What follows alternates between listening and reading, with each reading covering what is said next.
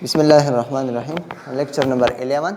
In this lecture we are going to discuss some definition of kernels. So first we are going to iterated kernel. Consider the free-element integral equation of second kind. G of s is equal to f of s plus lambda integration from a to b k of st g of t dt. This is the free-element integral equation. Now we are going to define the iterated kernels kn of st, where n is equal to 1, 2, 3 and so on. So this is defined as k1 of st is equal to ks of t. देखिए यहाँ kn of st iterated kernels हैं. अगर आप n1 put करें तो k of 1 st आएगा, n2 put करें k of 2 st आएगा, और अगर n3 पुट करें तो k of 3 st and so on.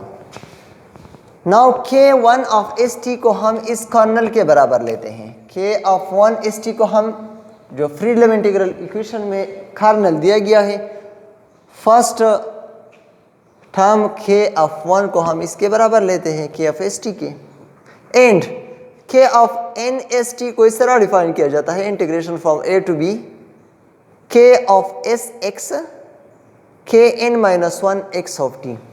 अब इस फार्मूले को किस तरह याद किया जाएगा?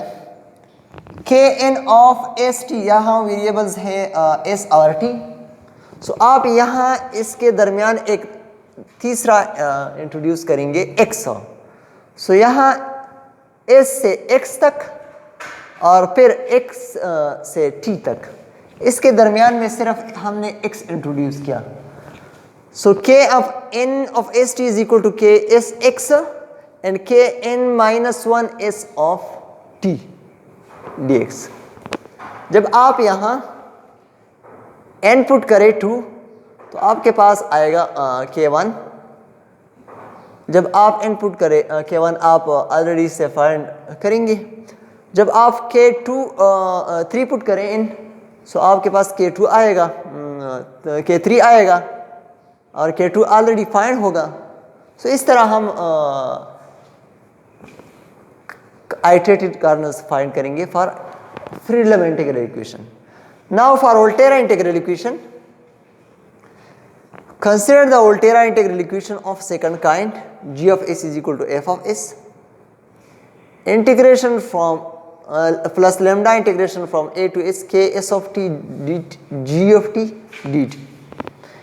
ये एक वोल्टेरा इंटीग्रल इक्वेशन है जिसमें अपर लिमिट वेरिएबल है, फिक्स्ड नहीं है. Then the iterated kernel kn of st, where n is equal to 1, 2, 3 and so on, are defined as k1 of st is equal to ks of t.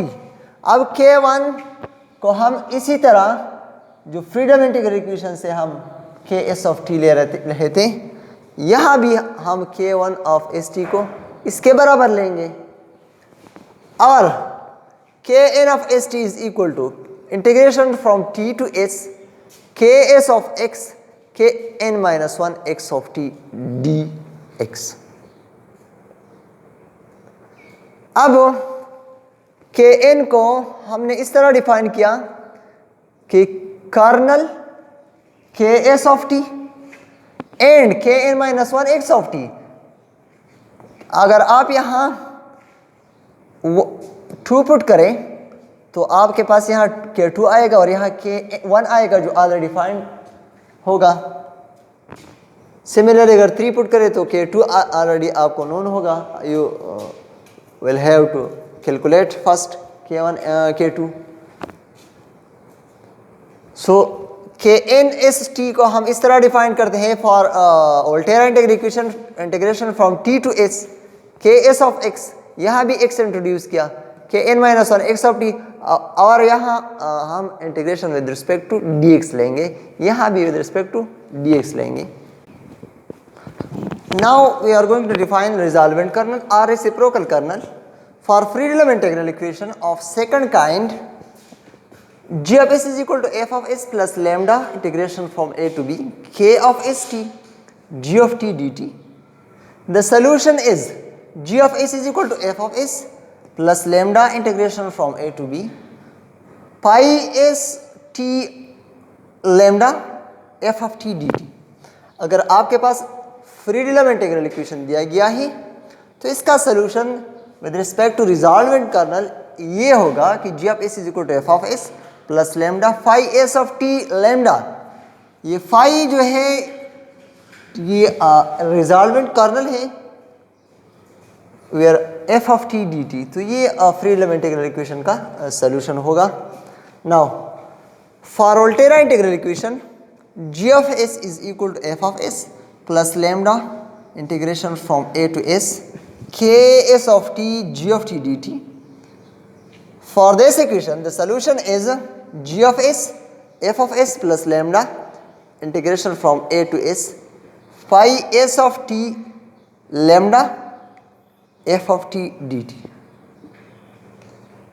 अब दोनों में फ़र्क क्या है? Freedom और वोल्टेरा में सिर्फ इसका जो अपर लिमिट है इसका फ़र्क है। यहाँ दोनों लिमिट्स फिक्स्ड है और यहाँ वेरिएबल है। बाकी दोनों का सलूशन एक जैसा है।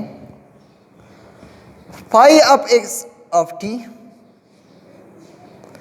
is the resolvent kernel or reciprocal kernel of the Volterra integral equation. Now in another lectures we will discuss its examples. This is enough for these definitions. Thank you for watching.